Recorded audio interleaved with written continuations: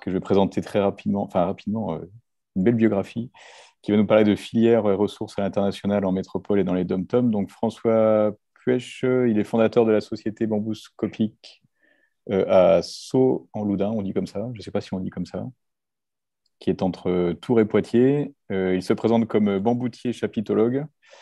Pour lui, le bambou, ça fait au moins une trentaine, quarantaine d'années que c'est sa vie au quotidien. Et à travers une société qui s'appelait Bamboo, c'était des associations, il a formé depuis 1992 des équipes sur la manière et la saison pour couper les bambous. Il a donné envie à beaucoup de jeunes de consacrer leur vie professionnelle au bambou, expliquer les bienfaits de cette plante pour qu'elle devienne une matière première indispensable à l'industrie du XXIe siècle, tout en dépolluant l'air, l'eau et les sols.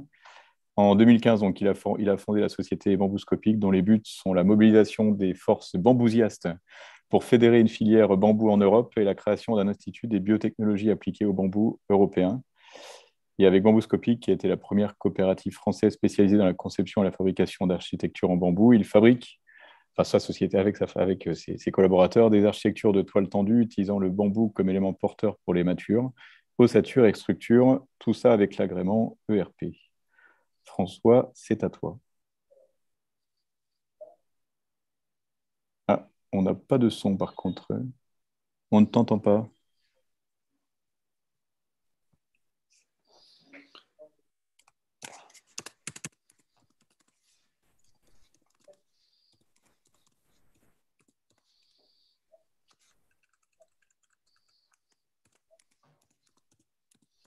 Bon, du coup, en attendant, Simon, si tu veux répondre à l'oral à une question, le temps que François mette le micro.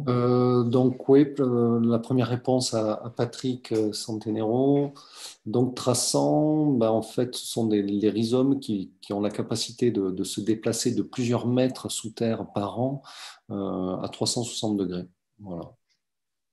En opposition, les bambous cespiteux dits peu traçants, qui eux ont en fait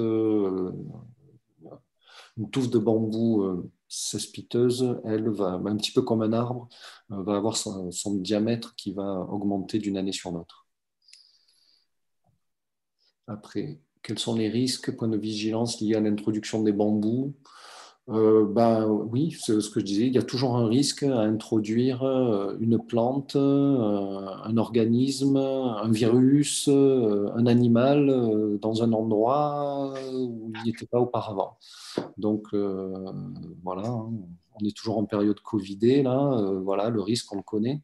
En ce qui concerne un virus, ben, pour une plante, c'est pareil. Alors pour les bambous, ça n'a pas les dimensions d'un virus, c'est clair. Il faut être toujours vigilant, voilà, parce que lorsqu'on importe une plante, on n'importe pas qu'une plante, on importe aussi des micro-organismes, des champignons, enfin voilà. Donc l'importation d'une nouvelle plante, ça n'est pas que la plante en elle-même. On va importer d'autres éléments. Donc il y a toujours un risque. Ouais. Est-ce que François a récupéré le micro? Non, pas encore. François? Oui, Ah, c'est bon? C'est bon, ah oui, Oui, tout on, à fait. on t'entend. c'est bien. On vous entend. Allez-y. Ouais, je voulais parler de la filière bambou en France et dom et Europe. La filière elle est à l'état de balbutiement, mais enfin bon, on devient de plus en plus audible puisque il y a cette journée aujourd'hui qui va, je pense, faire avancer les choses. Et puis, sinon, au niveau des plantations actuelles en France, on a rien de suffisamment important pour répondre à la demande industrielle. Et c'est bien dommage parce que les industriels sont intéressés pour faire des recherches sur le bambou. Et donc, Aérospatial, Airbus, notre ami Edouard Sherwood de Cobratex qui est là, je pense aussi, il est bien placé pour le savoir. Ils ont mis au point un tissu composite pour ces gens-là. Et Alstom aussi est dessus, Mapat Frontex pour les côtés hydrophobe du bambou, et puis Palman, et puis beaucoup de boîtes sont intéressées, mais on n'a pas de production en France. Dans ce que vient de dire Simon, bon, bah, il vaut mieux pas planter du bambou en France à cause de la sécheresse. Donc, moi, ça me pose un problème là. Et donc, sinon, les dom-toms seront une valeur sûre par rapport à ça. Et on a donc beaucoup d'îles tropicales qui vous poussent le bambousa vulgaris qui est assez spiteux. Donc, Simon, je pense que des touffes de bambou vulgaris entretenues pourraient ne pas être envahissantes comme c'est le cas au niveau des préfectures qui veulent éradiquer le bambou, alors que moi, je voudrais arriver à en créer à en faire une valeur économique, sociale et construire avec des vulgaris. Donc, oui, c'est sûr, mais moi, il ne faut pas dire que le c'est piteux et envahissant. Je pense que c'est pas vrai s'il est entretenu. Fermons la parenthèse. Bon, donc, oui, en exportation française de bambou, il n'y a pas, sauf des produits manufacturés tels que on peut les faire à bambou scopique, donc des produits d'événementiel. Là, on est en train de mettre au point un habitat bambou avec en kit et on étudie des lamellés collés, non pas trop parce qu'il n'y a pas la ressource en matière première. On étudie des panneaux d'isolation phonique, thermique, et puis des panneaux ailés, pas mal de choses par rapport à des poutres en treillis aussi. Donc voilà, donc ça avance de notre côté par rapport aux bambous locaux, par rapport au stock qu'on peut trouver, à la ressource qu'on peut trouver avec des bambousées françaises. Et en attendant d'en avoir un peu plus, il y a quand même pas mal de terrains humides où pousse le peuplier, où je pense on peut avoir du bambou, même encore pendant 15 ou 20 ans, j'espère.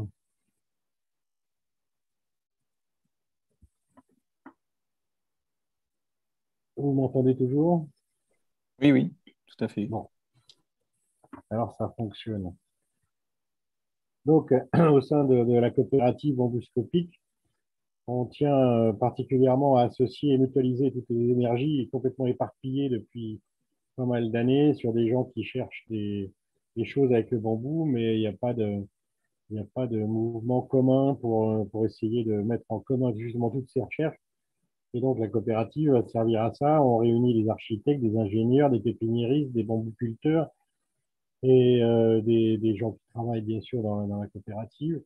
Et donc, on voudrait avancer là-dessus avec des gens qui vont venir de l'extérieur pour nous aider et pour faire avancer la filière. Et donc, notamment à Mayotte, où on a été à l'initiative avec Émilie Morand, architecte d'une association qui s'appelle BAM, et qui maintenant commence à prendre de l'importance et devient un acteur majeur à Mayotte pour les constructions bambou, les artisanats bambou, pour les plantations. Je pense pas encore parce que les autorités veulent pas développer le bambou, au contraire. Mais bon, on va y arriver. Alors,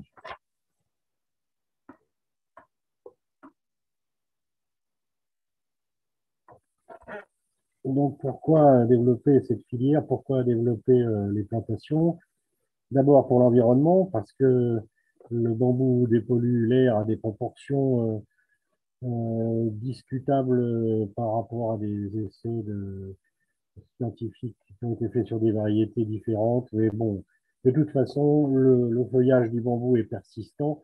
Donc, rien que par rapport à ça, de toute façon, sa photosynthèse est importante vu qu'il ne perd pas ses feuilles, ou alors s'il en perd, il les refait tout de suite derrière. Voilà, donc ça c'est pour dire que bon, il y a sûrement des exagérations, parce que j'ai lu des textes, des études qui disent que le bambou absorbe 400 tonnes de CO2 par an et par hectare. Bon, il faut remettre les choses à leur place, je pense pas que ce soit le cas, mais bon, de toute façon, c'est au moins équivalent aux arbres, sinon plus. Voilà. Donc c'est bien, il dépollue les eaux usées, il dépollue les sols pollués. Donc ça, c'est un atout déjà environnemental pour convaincre les gens de planter du bambou. Et puis, au niveau industriel, c'est pour les années à venir, c'est-à-dire si on plante maintenant, ça va pousser, ça va être exploitable d'ici 20 ans. Donc, on peut quand même espérer d'ici 20 ans pouvoir répondre à la demande des industriels sur la matière première bambou. La fibre, ce sera l'avenir du bambou, et puis tant pour les composites, la plasturgie, que la structure moléculaire du bambou par rapport à la pharmacologie, les cosmétiques, les carburants, les combustibles. On peut faire de l'éthanol avec du bambou et le combustible avec le charbon de bambou. Et donc pour la construction, on peut faire donc des panneaux USB, des panneaux de particules qu'on avait réalisés avec un projet qui s'appelait Bamboo for Europe avec Joris DeVos il y a plus de 25 ans, et puis contrôlé par le CTBA à l'époque, maintenant le FCBA. Et puis donc on avait avancé sur des panneaux de particules en MDF bambou. Donc tout ça c'est faisable, les poutres treillis, les lamellés collés. Donc il y a plein de possibilités de donner par le bambou pour les matériaux de construction. Et surtout remplacer les tissus carbone, les tissus de verre par le bambou, ça c'est intéressant pour la plasturgie et les composites. Donc si les universités françaises veulent bien que les jeunes s'occupent un petit peu de bambou et puis avoir des recherches liées au bambou, on pourra après, quand on aura créé l'Institut des biotechnologies appliquées au bambou européen, on pourra embaucher ces ingénieurs bambousiastes pour continuer à faire avancer notre projet bambou. Faire reconnaître une nouvelle culture, c'est pas facile dans nos climats tempérés parce que dans la tête des gens, le bambou, c'est envahissant. Le bambou, ça va chez le voisin. Le bambou, ça n'a pas une bonne notoriété intellectuelle chez les Occidentaux. Et donc, c'est un travail de longue haleine. Et puis, je me réjouis de voir que la génération montante s'intéresse au bambou et commence à développer des entreprises, notamment des entreprises de compensation carbone où les industriels se déculpabilisent de polluer en finançant des plantations de bambou. Bon, ça va au moins faire pousser du bambou et c'est pour moi l'essentiel. Je sais que on va avoir des problèmes d'eau, mais si on inverse le dérèglement climatique grâce au bambou, on aura de l'eau pour arroser le bambou. C'est pas Simon. Bon, alors voilà. Notre travail, oui, de sensibilisation à Mayotte porte ses fruits et donc je disais qu'on avait permis de créer cette association BAM qui réussit à mutualiser des énergies autour du bambou et faire reconnaître l'éducation du bambou à Mayotte et développer un habitat issu des pratiques ancestrales, mais en prenant en compte les avancées technologiques d'expérimentation sur des habitats en kit qui pourront après se, se, se, se développer ailleurs sur d'autres îles, d'autres départements d'outre-mer. Donc ça, c'est intéressant par rapport au développement du bambou sur l'outre-mer. Bon, bah, je pense que j'ai à peu près fini, à part, oui, soutenir les jeunes, les formations et arriver à développer les recherches scientifiques par rapport au bambou. Donc, allons-y, j'ai plein de choses à dire et là, Simon, il m'a cassé en me disant qu'il ne fallait pas de bambou en France à cause de la sécheresse. Non, je plaisante un peu trop, donc, allons-y. Il y avait une question il y avait une question sur est-ce qu'il y a des références sur la dépollution des sols par le bambou? Oui, allô, Oui. allô, allô, Est-ce que vous nous entendez? j'entends très mal. Est-ce que vous m'entendez mieux comme ça? Un petit peu, ouais. Un petit peu. Il y avait une C'est question. large, mais comment qu'est-ce que tu dis? Il y avait une question sur est-ce qu'il y a des références sur la dépollution des sols par le bambou? Ouais. Est-ce que ça se trouve facilement, ce genre d'information? Mais comme toutes les plantes, de toute façon, ça dépollue les sols. En termes de chiffres, on peut dire que ça absorbe 500 kilos de potassium, l'hectare, hein, 250 kilos de phosphore, 140 kilos de nitrate, 600 kilos d'azote. Et puis, ça absorbe les métaux lourds. Et donc, que dire d'autre? Il faudrait qu'on lance un essai de dépollution du chlordécone en Guadeloupe, Martinique. Ça, ce serait très intéressant. On est sur le coup. J'espère que ça va pouvoir aboutir. Ok, merci. Est-ce que vous avez des références à nous donner, plus d'articles ou de livres à nous recommander sur le sujet que vous pourriez mettre Je ne dans sais le... plus où Bon, à l'occasion. j'ai Sinon, chopé sinon, toutes les informations. Voilà, c'est le problème du bambou, c'est que on en pioche un peu partout et puis après on a envie de faire un institut pour tout centraliser et tout répertorier. oui. Bon, peut-être dans le cadre de la liste de diffusion sur le bambou, peut-être on pourra préciser ça. J'ai une autre Ouais, ouais, question ouais. de Thibault Lecomte qui demande quelles sont les terres visées en Europe pour le développement de nouvelles plantations, des terres agricoles, des prairies, des terres forestières, etc. Ben, ça pousse très bien dans les Landes, mais là-bas l'eau monte, donc je sais pas si ça va être une plantation de pubescence et de lys, là, le Mosso, là il commence à avoir les pieds dans l'eau, il pousse plus depuis 3 ans. Donc, ça risque de poser un problème. Là, c'est l'eau qui pose un problème, et pas la sécheresse. Mais la nappe phréatique, les Landes, c'était un marais, donc la nappe phréatique remonte petit à petit, vu que depuis 2009, la tempête Klaus, il y a eu quand même 80% du massif landais qui était par terre. Donc, il faudrait pouvoir planter du bambou pour protéger les pins et les incendies. Mais bon, ça viendra un petit peu plus tard, peut-être, j'espère.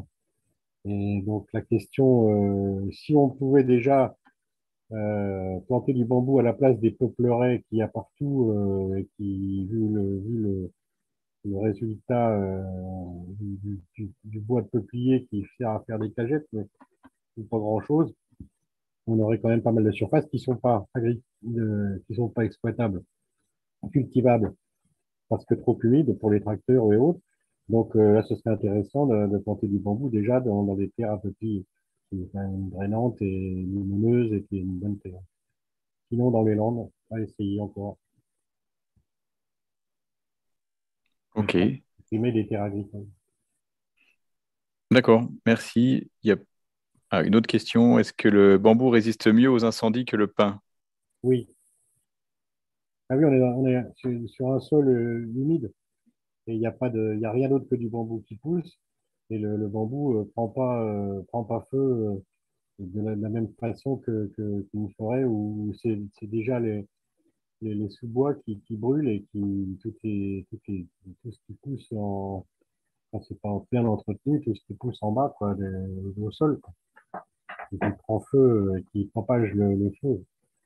Donc, je pense que le bambou, avec des surfaces, des largeurs assez importantes, pourrait servir de pare-feu. Ouais. D'accord, merci. Eh ben, on va Et, passer, de, et, vu de, et de pare-vent, surtout pour les tempêtes. Parce que le les deux alors. bambou plie, mais ne casse pas. Oui, ok. Merci pour votre présentation et vos réponses. On va passer au dernier orateur de la partie bambou.